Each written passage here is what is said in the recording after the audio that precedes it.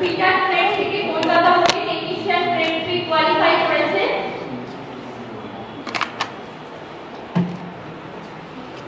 একটু বলে রাখি বাড়িতে কিন্তু তুই ব্যাগ মিষ্টি নিয়ে চলে এসেছিস আগে ঠিক আছে আমরা সবাই মিলে খেয়েছি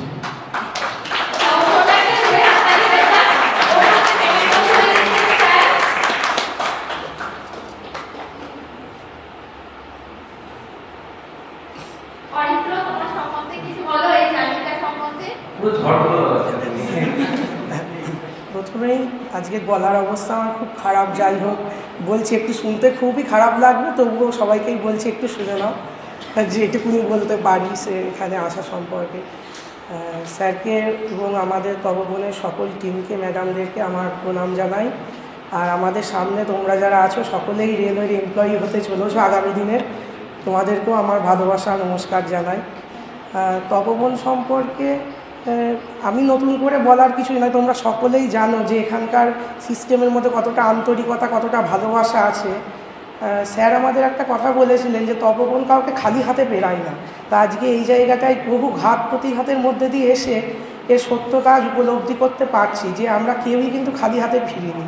কিছুক্ষণ আগেই আমাদেরই জ্যোতির্ময় বলে একজন বলল, আমাদের বন্ধু, যে আমরা টিমের 4 জনই একসাথে পেয়েছি, 4 জন একসাথেই পড়তে আসতাম, বহু ঝড়ঝঞ্ঝার মধ্যে দিয়েও এসেছি। আর যখন 4 জনই একসাথে সফল হয়েছে তার চেয়ে আনন্দের আর কিচ্ছু নেই, এইটাই বলব।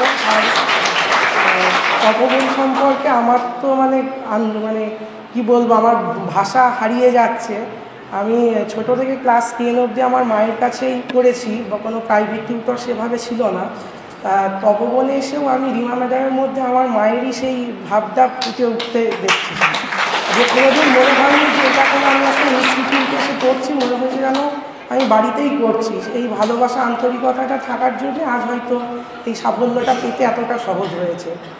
আর একটা কথা বলবো, আজকাল সোশ্যাল মিডিয়াতে আমরা দেখতে পাই তপবনে নিন্দুকের অভাব নেই।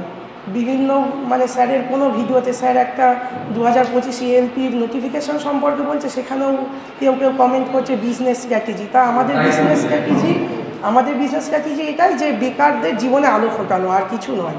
তারা তাদের নিন্দটা করে যায়, আর আমরাও আমাদের 100% দিয়ে এই সাফল্য অর্জন করবো, এই ধারাবাহিকতা বজায় রাখবো, এটাই বলবো।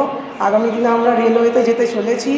একটা সিস্টেমের মুখ হচ্ছে তার কর্মীরা। আমাদের প্রত্যেককে নিজেদের কাজ সম্পর্কে সচেতন থাকতে হবে, স্বচ্ছতা রাখতে হবে। আমরা যদি ঠিক থাকি তাহলে ইন্ডিয়ান রেলওয়ে আর যে জায়গায় তার চেয়ে আরও বহু ঊর্ধ্বে উঠবে, এবং সেই সাফল্য হবে আমাদেরই সাফল্য। এইটুকুনি বলবো। শেষে এখনও বহু পথ চলা বাকি, অনেক অরণ্য মরুভূমি হতে হবে পার, ক্লান্তি মোড়, সংশয় মোড়, প্রতিজ্ঞা করেছি মানব না হার। এই দিনেই আমাদের জীবনে চলতে হবে, নিজেদেরকে উন্নত করতে হবে, রেলওয়েকে উন্নত করতে হবে, এই আমাদের জীবন।